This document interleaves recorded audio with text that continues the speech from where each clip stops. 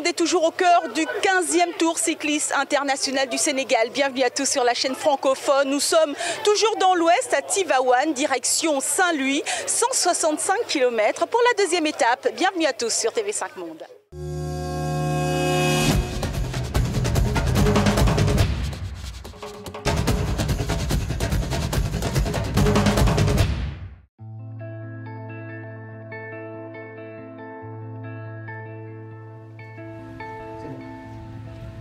Après avoir vécu l'arrivée de la première étape hier, c'est le départ de la deuxième étape du Tour que la ville de Tivaouane accueille. Véritable lieu de passage, Tivaouane se trouve sur la Nationale 2 qui relie Dakar, la capitale, à Saint-Louis. Justement, c'est sur Saint-Louis que les coureurs donnent le cap pour une distance de 165 km.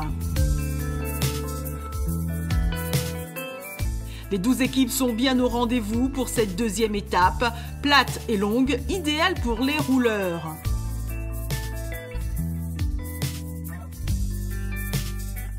Même si certains tentent quelques bluffs en prenant de l'avance sans trop être menaçants tout de même, aucun coureur ne semble vouloir véritablement jouer les attaques. Pour une étape longue, il va falloir s'économiser, normal.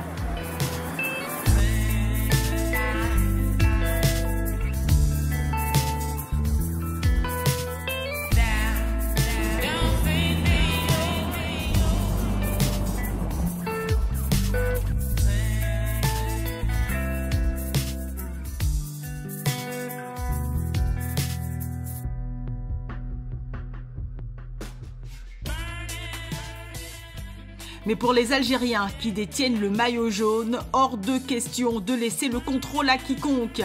Les Fenech Vélo prennent la direction des opérations et mènent le peloton. Malgré le vent de face, l'équipe algérienne rythme la course et impose son tempo. À partir de là, on voit mal qui pourrait oser attaquer et surtout qui pourrait menacer le maillot jaune. Ou plutôt si un autre Algérien, Abdellah Ben Youssef, qui remporte également l'étape. Encore une belle opération pour l'Algérie.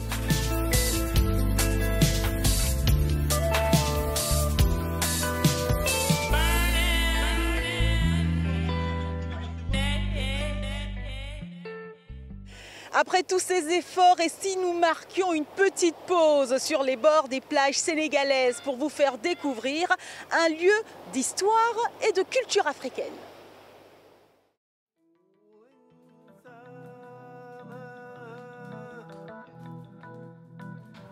Si vous passez par Dakar et que vous dites que vous n'avez pas vu le monument de la Renaissance africaine, c'est qu'il faudra changer de guide pour la prochaine fois, car on ne voit qu'elle, cette immense sculpture qui surplombe la capitale sénégalaise. 52 mètres de hauteur, un homme, une femme et leur enfant pointant du doigt le ciel, comme pour fixer l'avenir et lui prédire de beaux jours.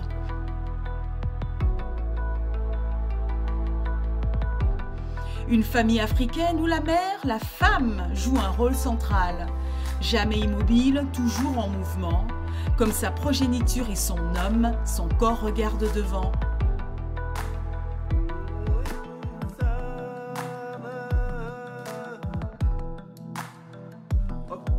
Fait de cuivre, le monument de la Renaissance africaine est bien plus qu'une architecture sculpturale. C'est un message à l'Afrique et aux Africains qui leur dit, qui nous dit, aucun rêve n'est impossible.